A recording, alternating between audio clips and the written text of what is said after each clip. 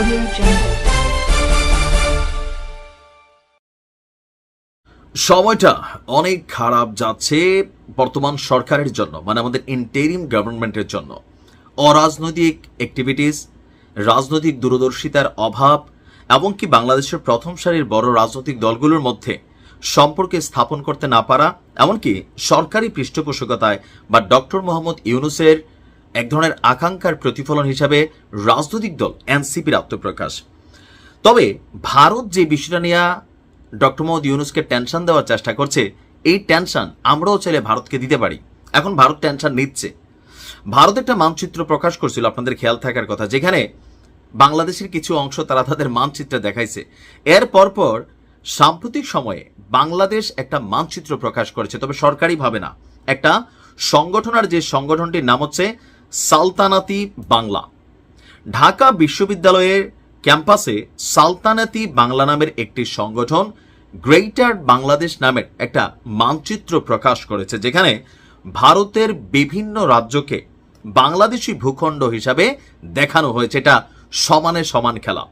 ভারত যেমন একটা বড় ধরনের মানচিত্র প্রকাশ করছিল, যেখানে সম্ভবত বাংলাদেশের চট্টগ্রাম এবং সিলেটের কিছু অংশ জুড়ে আপনার নিজেদের ভূমি হিসাবে দাবি করা, যে ভবিষ্যৎ পরে যদিও এটা সরাই নিছিল, তো ওইরকম ভাবে বাংলাদেশও একটা দিছে। তবে এখানে একটা বিষয় হচ্ছে যে এই যে যারা এই গ্রেটার বাংলাদেশ মানচিত্রটা প্রকাশ করলো, সালতানাতি বাংলা, তারা আবার কে? দেখেন, এটা যদি সরকার কর্তৃক প্রণয়ন হইতো আমি একভাবে নিতাম, কিন্তু সালতানাতি বাংলা এটা কোনো রাজনৈতিক সংগঠন না, এটা একটা আলাদা সংগঠন। বাট তারা কেন হঠাৎ করে এই গ্রেটার বাংলাদেশ নিয়ে এই ধরনের মানচিত্র প্রকাশ করলো, সেই বিষয়টা একটু ফোকাস আনা দরকার। কারণ এই ইন্টারিমের অব্যবস্থাপনা বা এই ইন্টারিমের দুর্বলতার ফাঁকে এখানে অনেক সংগঠন কিন্তু রাতারাতি গজায় উঠছে। এখানে সবার ইন্টেনশনটা সেম না। কারো ইন্টেনশন বাংলাদেশকে নিয়ে প্রকৃতপক্ষে দেশভিত্তিক দেশপ্রেম, আবার কারো ইন্টেনশন আছে পাকিস্তানিদের এজেন্ট হিসাবে এই দেশে অনেক ধরনের কর্মকাণ্ড পরিচালনা করার। কারো ইন্টেনশন আছে এই ফাঁকে আরাকান আর্মির এজেন্ট হিসাবে কাজ করার। কারো ইন্টেনশন আছে এই মুহূর্তে ভারতের অঙ্গরাজ্য হিসাবে বাংলাদেশকে বানানোর জন্য দেশে বিদেশে নানামুখী ষড়যন্ত্র। যখন সিস্টেম দুর্বল হয়, সেখানে নানাবিধ ঝামেলা দেখা দেয়। আমার মনে হয় সরকারের উচিত এই সালতানাতি বাংলা কারা, এদের গোড়াপত্তন কোথায়, কেন হঠাৎ করে এই সরকারের এই একটা দুরবস্থার মধ্যে গ্রেটার বাংলাদেশের মানচিত্র তারা প্রকাশ করলো। ভারতও ভাবছে যে এই নিয়ে বাংলাদেশ সরকার কি পদক্ষেপ নিয়েছে তা জানতে চান রাজ্যসভায় কংগ্রেসের এমপিরা। সেখানে বলা হয়েছে বাংলাদেশ, তুরস্ক, পাকিস্তানের ক্রমবর্ধমান সম্পৃক্ততার নিরাপত্তা প্রভাব বিষয়ে ভারত সরকার কোনো মূল্যায়ন করছে কিনা, এবং বাংলাদেশ সরকারের নিয়ে এই সঙ্গে কোনো কূটনৈতিক আলোচনা হয়েছে কিনা। দেখেন, এটা নিয়ে কিসের কূটনৈতিক আলোচনা হবে?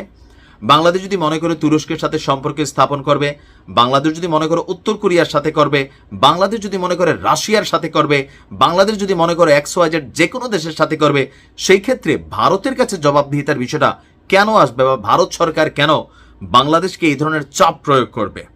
তবে যেহেতু পাকিস্তান ইস্যুটা কানেক্টেড আছে, সেইখানে ভারত কিন্তু কনসার্ন করছে। তুরস্ক ফ্যাক্ট না, ফ্যাক্ট হচ্ছে পাকিস্তান। কারণ ভারতের সেনাপ্রধান থেকে শুরু করে বিভিন্ন মিডিয়া বাংলাদেশ নিয়ে বিভিন্ন যে প্রতিবেদনগুলো দিচ্ছে, যে বাংলাদেশে পাকিস্তানের গোয়েন্দা সংস্থাগুলো কাজ করছে, বর্তমান সরকারের সাথে তাদের পৃষ্ঠপোষকতা রয়েছে, এমনকি কয়েকজন ব্যক্তির নামটামও প্রকাশ করছিল, কিন্তু এগুলা নিয়ে আসলে বাংলাদেশের বিপরীতে তাদের কাছে সুস্পষ্ট কোনো এভিডেন্স নাই, এটাও সত্য।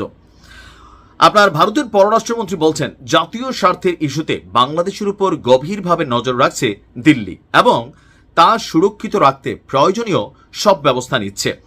এমনকি সালতানাতি বাংলা নামে কোনো সংগঠন নেই বলেও বাংলাদেশ সরকার জানিয়েছে, এমনটিও নিশ্চিত করেছে জয়শঙ্কর।